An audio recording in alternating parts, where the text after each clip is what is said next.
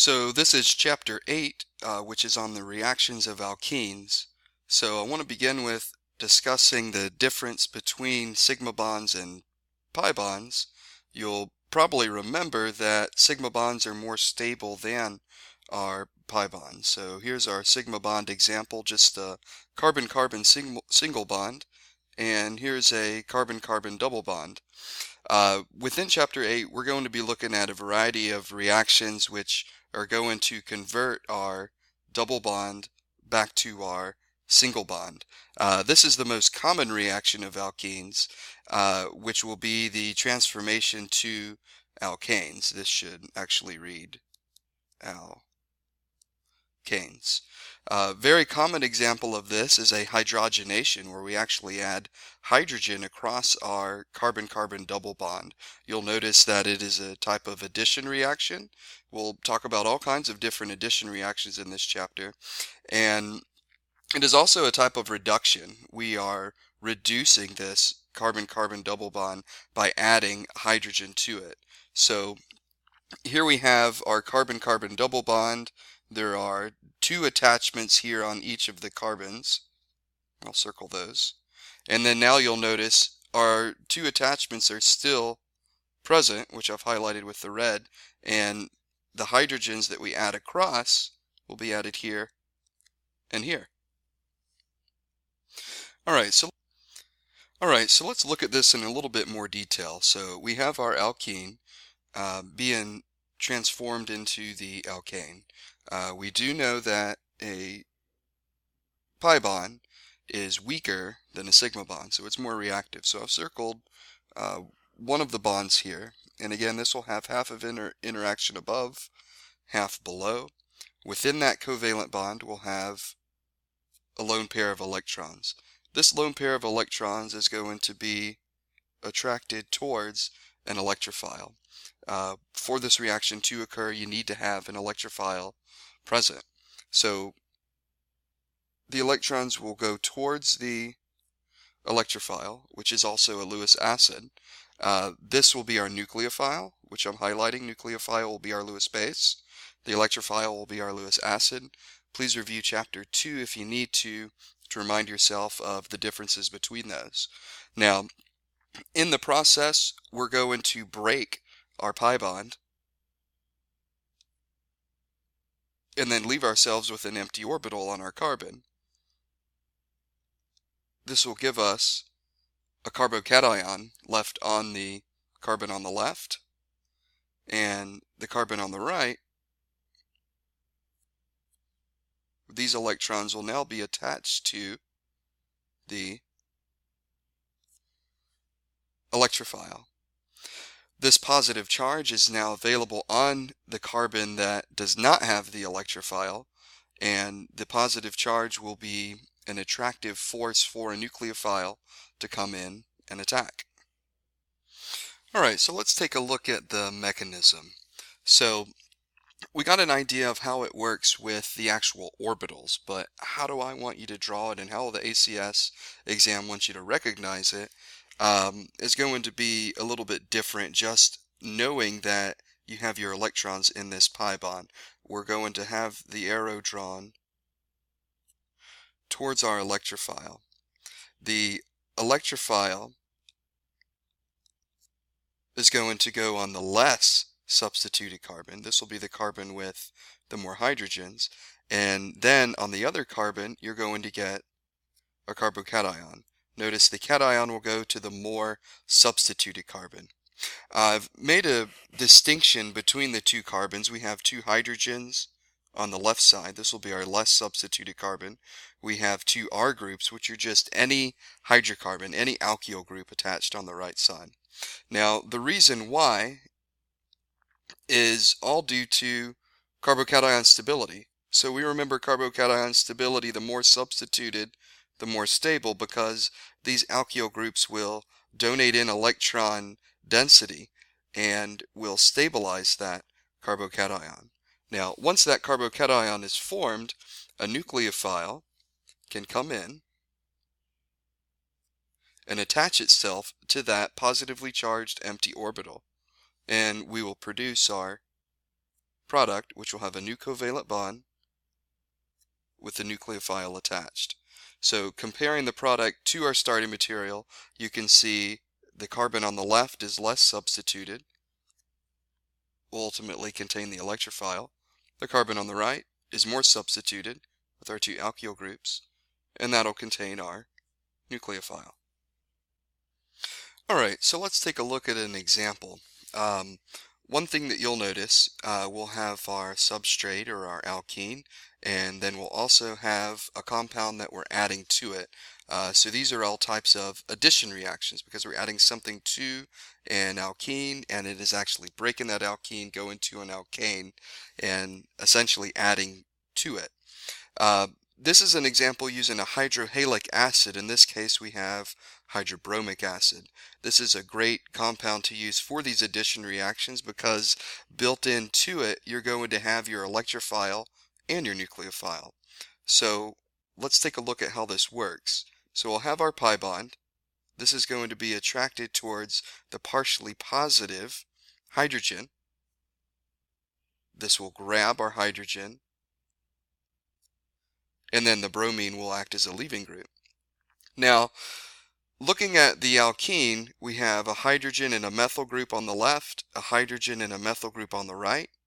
So they have equal substitution. So it doesn't matter which side the hydrogen goes on. This is actually symmetrical. So let's just put it on the left. And then on the other carbon we'll get our carbocation. Now we can have the nucleophilic part where our nucleophile, which is our bromide, will come in, attach itself to the carbon with the empty orbital and the positive charge, and will form our products. So it's a two-step process. The first step is going to be the pi bond acting as a nucleophile, attacking an electrophile. In this case it's the partially positive hydrogen because this has a dipole moment. We would add our hydrogen to the less substituted side. In this case it's of equal stability.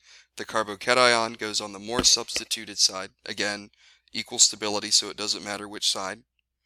The compound now has a bromide, so it'll act as electrophile in the first step, nucleophile in the next step, attacking the carbocation and attaching itself. So this is our product.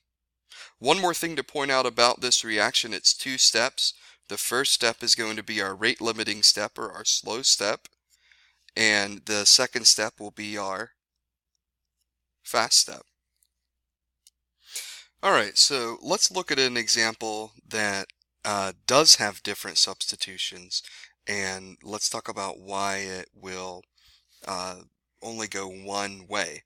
So here's two alkenes. The one on the top, you'll have your carbon on the left, which is more substituted with these two methyl groups. The carbon on the right, which is less substituted because it has a hydrogen and a methyl group. The one on the bottom is identical. So let's go through and see what would happen if we add the hydrogen to the less substituted side.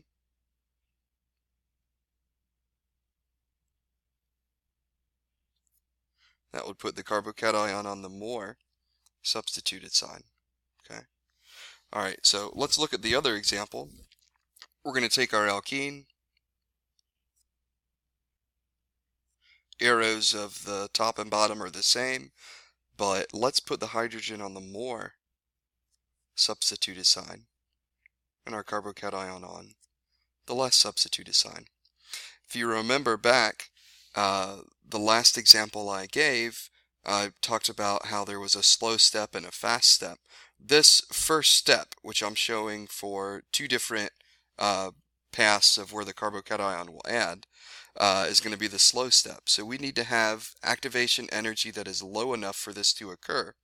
Now the top example will have the more substituted carbocation, which is more stable. This bottom example is less stable. Okay. So because this is less stable, this is going to have high activation energy, and it's going to be too high for it to occur. So this actually won't happen because it's going to be more stable and easier to climb that hill by putting the carbocation on the more substituted side. So once this occurs, then you can have your nucleophile come in. Let's draw that arrow again. And then form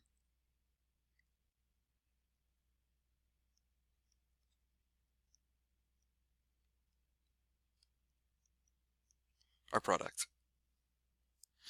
Alright, so let's look at one more example. This one should be easy to distinguish the two sides and figure out which is more substituted and less substituted. And then we'll give a definition of what is occurring. So let me get my drawing part. So here we have an alkene. On the left side you can see we have a hydrogen and a methyl group. On the right side we have two hydrogens. So the left side is more substituted and the right side is less substituted. So we'll have our double bond come in, pull off the proton, the bromine will leave. We're going to add our hydrogen to the less substituted side, carbocation to the more substituted side. Then our bromide can come in and attack our carbocation and form our product.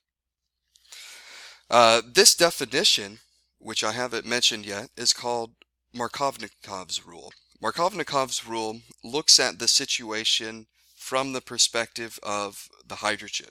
So we know that the carbocation goes on the more substituted carbon because we want to have the lower activation energy for this reaction to occur. Now, from the perspective of the hydrogen, that means that in this case, if it's a Markovnikov pathway, then the hydrogen, and this will be an acidic hydrogen for a hydrohalic acid, will add to the carbon with the greater number of hydrogens. So do remember this definition and that it looks at the situation from the perspective of the hydrogen. Okay, so here are 4 example addition reactions. They're all using hydrohalic acids. The mechanism will be the same. These will all follow Markovnikov's rule in that the acidic proton will go to the less substituted carbon. So it's not a bad idea to write these out and practice the mechanism for all 4 of these. So we'll just look at each one. We can see we have an alkene here and the R group. On the top we have a methyl group. Here we have a hydrogen. So the top is more substituted, so bromine adds there. The second example, we have 2 methyl groups versus an ethyl and a hydrogen. Even though this ethyl is larger, this is a less substituted carbon because of the presence of that hydrogen.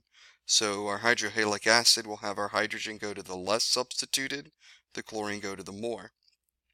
Next example, you can see here we have a quaternary carbon with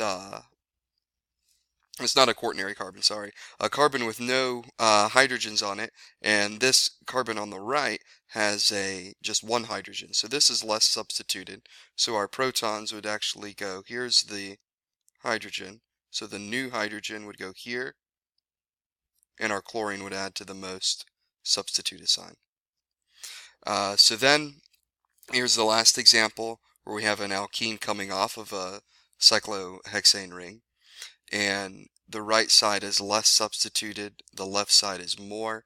So you can see with this hydroiodic acid, the iodine is going to go to the more substituted side.